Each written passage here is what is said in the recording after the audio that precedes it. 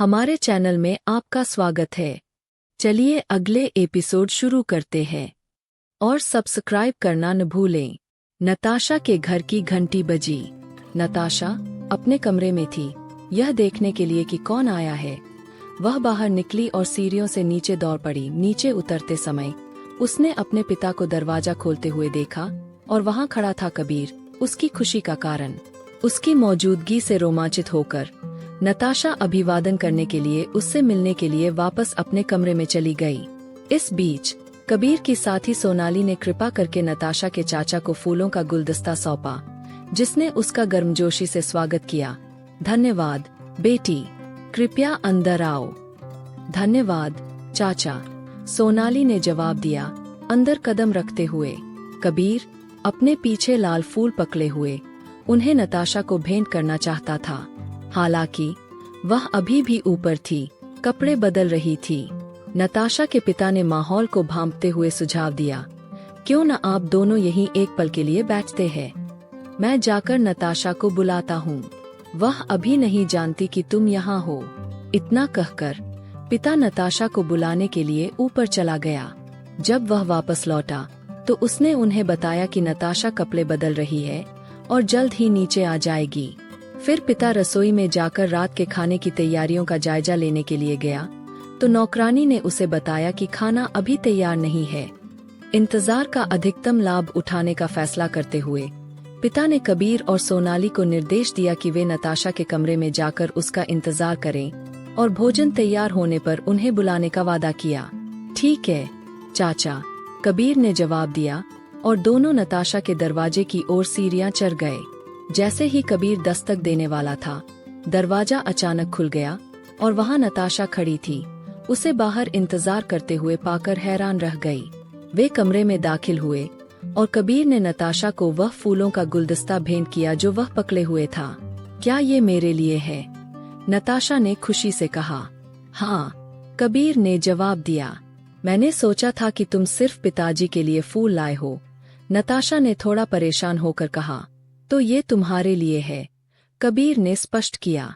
धन्यवाद, नताशा ने अपना आभार व्यक्त किया। कृपया स्वीकार करें, कबीर ने गर्मजोशी से जवाब दिया। अचानक सोनाली ने बातचीत में शामिल होकर कहा, दोस्तों, क्या मैं परेशानी खड़ी कर रही हूँ? नताशा ने हंसते हुए उसे आश्वासन दिया। नहीं, कबीर ने आगे कहा, तो तुम मिलना चाहती थी और मैं यहाँ हूँ।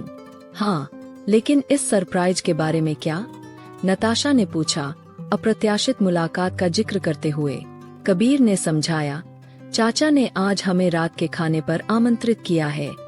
नताशा हैरान लग रही थी, लेकिन मुझे इसके बारे में नहीं पता। कबीर ने सौंग दिया, अपने कंधों को उठाकर अनिश्चितता जताना। जो भी हो, तो क्या तुम कुछ कहना चाहती थी? बातचीत को बाधित करते हुए सोनाली ने बीच में कहा, मुझे बाथरूम जाने की जरूरत है, और वह तुरंत कमरे से बाहर चली गई। नताशा ने कहा, नहीं, मैं सिर्फ तुम्हें देखना चाहती थी। कबीर ने चिढ़ाते हुए कहा, तो क्या मैं अब जा सकता हूँ या रुक सकता हूँ? नताशा हंसी। आह हाँ, तुम जा सकते हो। कबीर हंस पड़ा। चलो, नताशा ने पूछा, हम कब एक साथ आएंगे? जैसे वह उसके करीब आ गई, अचानक उसने गर्मजोशी से उसे गले लगा लिया। कबीर ने उसे आश्वस्त किया, हम आएंगे, बस थोड़े और समय के लिए। हमें चीजों को बेहतर बनाने की जरूरत है। उसने उसे वापस गले लगा लिया। अचानक सोनाली बाथरूम से बाहर निकली। उसने कबीर और नताशा के बीच के कोमल पल को देखा और चुपचाप कमरे से बाहर चली गई।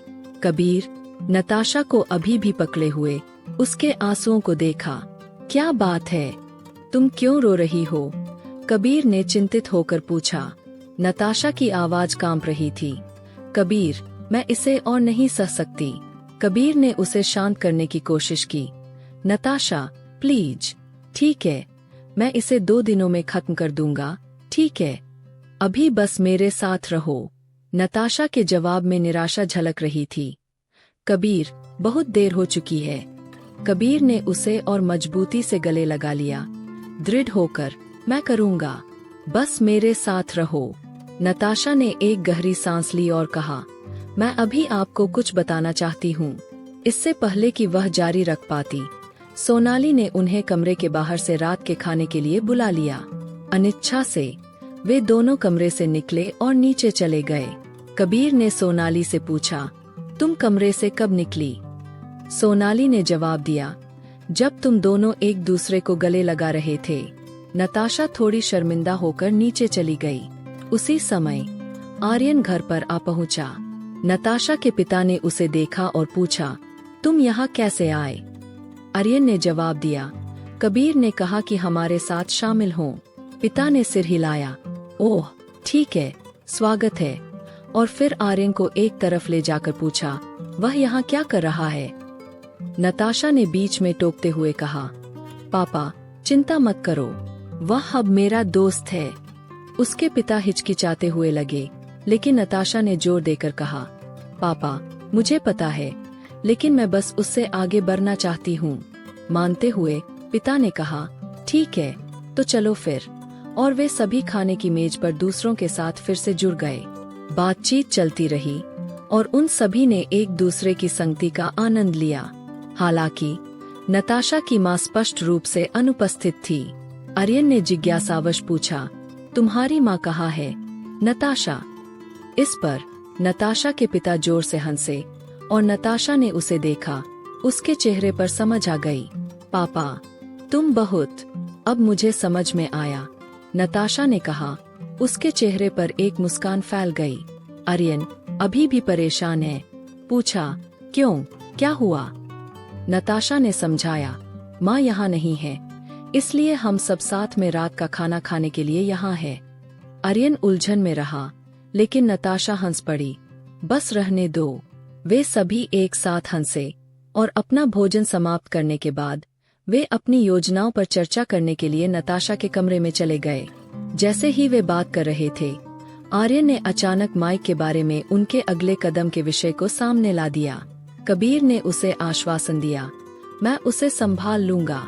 आर्यन ने पूछताछ की, क्या आपके पास उसके लिए कोई योजना है? सोनाली चिंतित होकर पूछा, क्या तुम इस बारे में निश्चित हो कबीर? नताशा भारी विषय से आगे बढ़ना चाहती थी। कृपया दोस्तों अब नहीं, आइए इसे न लाएं।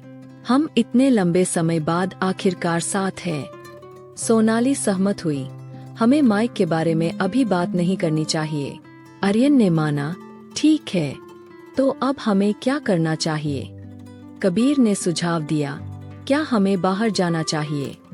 नताशा ने पूछा, कहाँ? सोनाली ने हालांकि मना कर दिया, आज नहीं, कृपया। कबीर ने पूछा, क्यों? सोनाली ने समझाया, कृपया कबीर, हमें हॉस्टल वापस जाने की जरूरत है, हमें पढ़ाई करनी है, हम सभी के अगले महीने परीक्षाएं हैं। नताशा सहमत हुई, हाँ, पढ़ाई अब हमारी प्राथमिकता होनी चाहिए। कबीर ने स्वीकार किया, हाँ। फिर नताशा ने खुलासा किया, वैसे आर्यन को आखिरकार एक लड़की मिल गई। कबीर उत्सुक होकर पूछा, ओह सच में, वह कौन है? आर्यन थोड़ा शर्मिंदा हुआ, चलो न नताशा। नताशा मदद करने के लिए उत्सुक थी, हमें उसकी मदद करनी चाहिए, आप क्या कहते हैं? सोनाली ने पूछा, क्या वह हमारे कॉलेज से है? कबीर ने पूछताछ की, क्या वह है? नताशा ने पुष्टि की, हाँ वह है। कबीर ने घोषणा की, तो यह तय हो गया, चलो उसका समर्थन करते हैं। हालांकि सोनाली ने उन्हें याद दिलाया, लेकिन पहले पढ़ाई पर ध्यान दें। कबीर सहमत हुए, हाँ हम इसे देखेंगे। वे कुछ देर तक अपनी बातचीत जारी रखे और अंत में सोनाली ने कहा कि कबीर को हॉस्टल लौटने का समय हो गया है। जैसे ही वे नताशा के कमरे से निकल रहे थे, नताशा ने कबीर को वापस अंदर बुला लिया। सोनाली और आर्यन नीचे चले गए। अपने कमरे की गोपनीयता में नताशा ने कबीर को उसकी डायरी वापस सौंप दी। उसने उसे याद दिलाया, याद रखना तुम अब से इसमें लिखोगे। नताशा ने जवाब दिया, ठीक है, लेकिन मुझे आपको कुछ बताना है। कबीर ने जरूरत को भांपते हुए उसे तत्काल करने के लिए कहा, जल्दी करो, हमारे पास ज्यादा समय नहीं है। नताशा शुरू हुई। ठीक है, तो। लेकिन इससे पहले कि वह जारी रख पाती, आर्यन ने नीचे से कबीर को पुकारा। कबीर ने नताशा से कहा, आज के लिए इसे छोड़ दें, मैं तुम्हारा पत्र पढ़ लूंगा, और हाँ, चलो इसे कल सुलझाते हैं। नताशा ने सवाल किया, कल? क्या तुम निश्चित हो? कबीर ने उसे आश्वस्त किया, हाँ, मैं हूँ, चलो इसे कल करते हैं। नताशा ने समझते हुए सिर हिलाया। मुझे समझ में आ गया कि हमें क्या करने की जरूरत है। वे नीचे की ओर गए और नताशा ने कबीर को अलविदा कह दिया। जैसे ही वे अलग हुए, आर्यन घर वापस चला गया। नताशा कबीर को प्रपोज करने का इरादा रखती थी, लेकिन उसकी जल्दबाजी ने उसे अगले दिन तक इंतजार करने का फैसला कर लिया। अगले दिन नताशा जल्दी उठी और कबीर को फोन किया, लेकिन वह पहले से ही किसी और के साथ बातचीत में व्यस्त था। इससे उसे थोड़ा गुस्सा आया और उसने कॉलेज जाने का फैसला किया। सुबह की कोमल रोशनी में नताशा अपने फोन के लिए लपकी। उसका दिल बेचैनी से तड़प रहा था। उसने कबीर का नंबर डायल किया, लेकिन सिर्फ इतना ही पता चला कि वह किसी और से बातचीत में व्यस्त है। उसकी आवाज दूर से आ रही थी। आज वह दिन था जिसे उसने कबीर के सामने अपने दिल की बात कहने के लिए चुना था, उसे प्रपोज करने के लिए, और उसके फैसले का बोझ हवा में भारी था। वे सभी कॉलेज में थे। कबीर को पता था कि माइक सोनाली की मदद करने की कोशिश कर रहा था, इसलिए उन्होंने दोनों ने मिलकर माइक के लिए एक जाल बिछाया, ठीक उसी तरह से जैसे उसने पहले उन्हें धोखा दिया था। वे तैयार थे। जैसे ही कक्षाएं फिर से शुरू हुईं, सोनाली ने अपना हिस्सा बखूबी निभाया। वह कबीर के पीछे वाली सीट पर खिसक गई, जबकि माइक आराम से कबीर के पास बैठ गया, नाटक करते हुए कि वह सोनाली के बगल में अपनी हमेशा वाली जगह नहीं ढूंढ पाया। माइक ने झूठी बेफिक्री से कबीर से पिछले दिन की घटनाओं के बारे में पूछताछ की। अरे, कल की पार्टी कैसी थी? माइक ने पूछा। वह कोई पार्टी नहीं थी, माइक, सिर्फ रात का खाना था। कबीर ने उसे टालते हुए हाथ हिलाया। और तुम्हारे चाचा, उन्होंने क्या ज्ञान के मोती बरसाए? माइक ने जोर देकर पूछा। कुछ भी खास नहीं, कबीर ने संक्षिप्त जवाब दिया। लेकिन क्या तुमने वहाँ नताशा को देखा? माइक मदद नहीं कर सका और पूछ बैठा। कबीर जवाब देने से पहले हिचकिचाया। हाँ, शायद हाँ, शायद ना, लेकिन सुनो, मुझे तुम्हें कुछ बताना है। माइक करीब हो गया। क्या बात है? दोनों के बीच कुछ देर खामोशी रही। फिर कबीर ने कबूल किया। मुझे लगता है कि मुझमें सोनाली के लिए भावनाएं पैदा हो रही है। माइक की आंखें चौड़ी हो गईं। नताशा के बारे में क्या? कबीर ने आह भरी। वह तो कमाल की है, पर कभी कभी वह काफी खुद में ही खोई रहती है। मुझे लगा था तुम उससे प्यार करते हो, माइक ने धीमे स्वर में कहा। करता था, कबीर ने उदासी के भाव के साथ स्वीकार किया। अचानक पीछे से सोनाली की आवाज ने उनकी बातचीत को रोक दिया। तुम लोग किस बारे में बात कर रहे हो? कुछ खास नहीं, कबीर ने जल्दी से बात को टाल दिया। फिर सोनाली माइक की तरफ मुड़ी। क्या तुम वापस यहाँ आओगे? बिल्कुल, माइक ने बिना किसी हिचकिचाहट के सहमति जता दी। जैसे ही सोनाली कक्षा के सामने बढ़ी और उसकी सीट ले ली, माइक को अस्वीकृति का एक अस्पष्ट दर्द महसूस हुआ। उसकी हरकतों को समझने की कोशिश करते हुए उलझन ने उसके विचारों को घेर लिया। इसके बावजूद जैसे ही कक्षाएं जोरों पर शुरू हुईं, उन सभी ने अपना ध्यान अपनी पढ़ाई पर लगा दिया। कक्षाएं खत्म होने के बाद एक नई उत्सुकता पैदा हो गई, क्योंकि कबीर ने सोनाली से अनुरोध के साथ संपर्क किया। मुझे कॉलेज के बाद तुमसे बात करने की जरूरत है। सोनाली की जिज्ञासा बढ़ गई। ठीक है, लेकिन किस बारे में? मैं बाद में समझाऊंगा, कबीर ने वादा किया।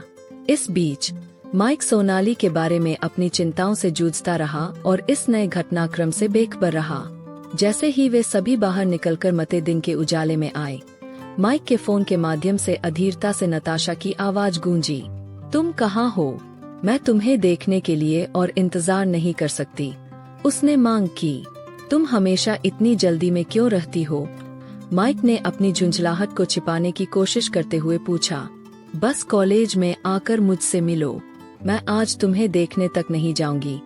नताशा ने जोर देने से पहले कॉल को अचानक समाप्त कर दिया। माइक निर्धारित स्थान पर पहुंचा, केवल खुद को एक अप्रत्याशित दृश्य देखने के लिए पाया। कबीर सोनाली के सामने एक घुटने पर बैठा हुआ था, गुलाब का फूल पकड़े हुए अपनी भावनाओं को कबूल कर रहा था। यह दृश्य माइक को झकझोर कर रख दिया। सोनाली के लिए उसके सभी प्रयासों के बाद उसने चीजों को इस तरह से नहीं सोचा था। वफादारी और ईर्ष्या के बीच फटा। माइक ने कार्य करने के लिए मजबूर महसूस किया। वह आगे बढ़ा और चिल्लाया, इसे बंद करो।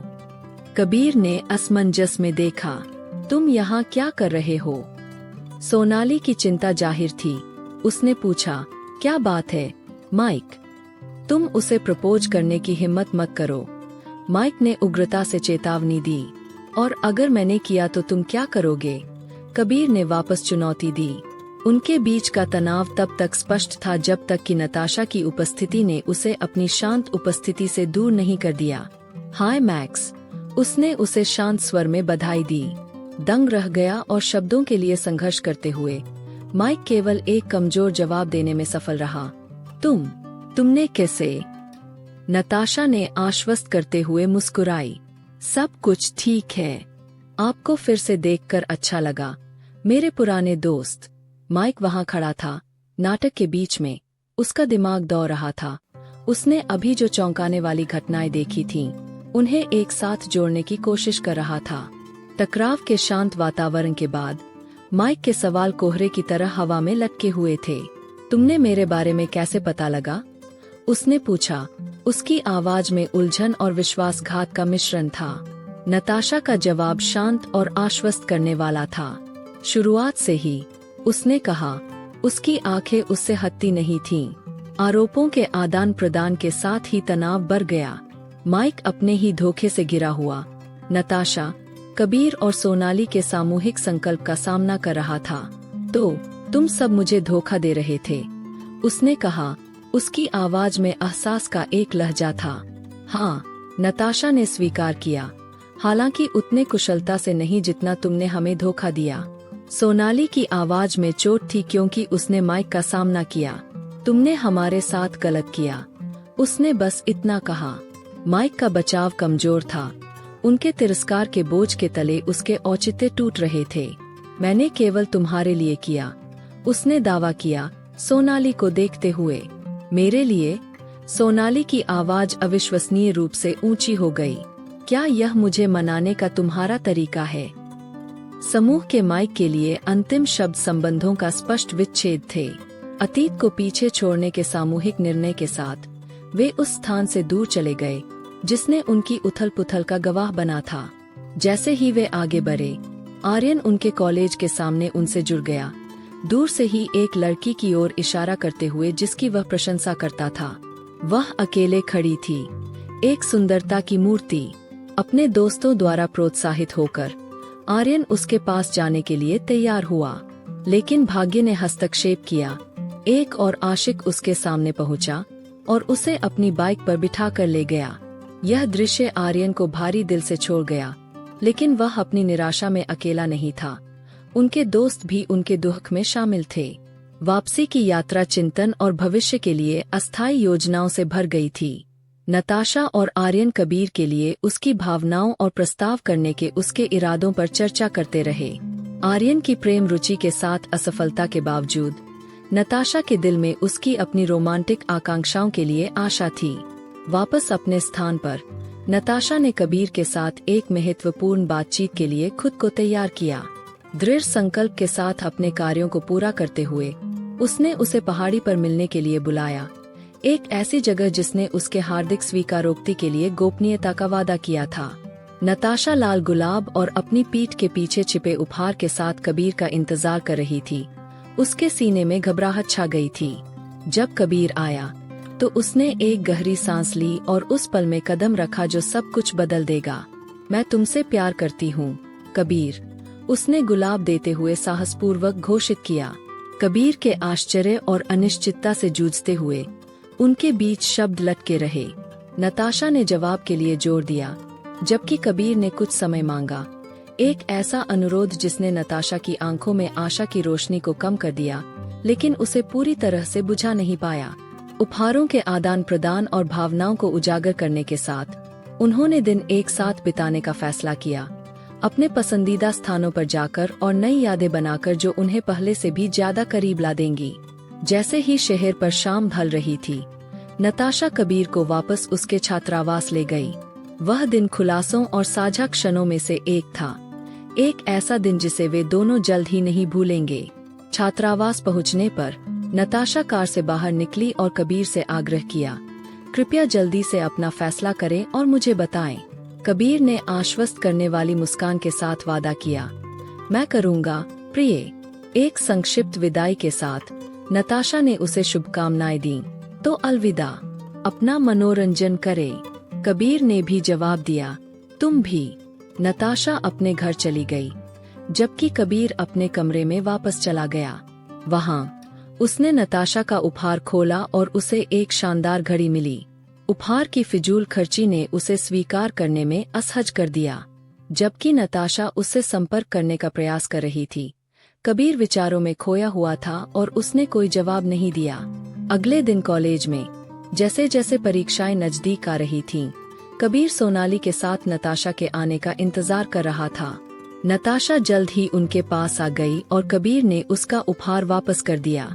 उलझन में उसने पूछा, तुम इसे वापस क्यों दे रहे हो? मैं इसे नहीं चाहता, कबीर ने बस इतना जवाब दिया। लेकिन क्यों नहीं?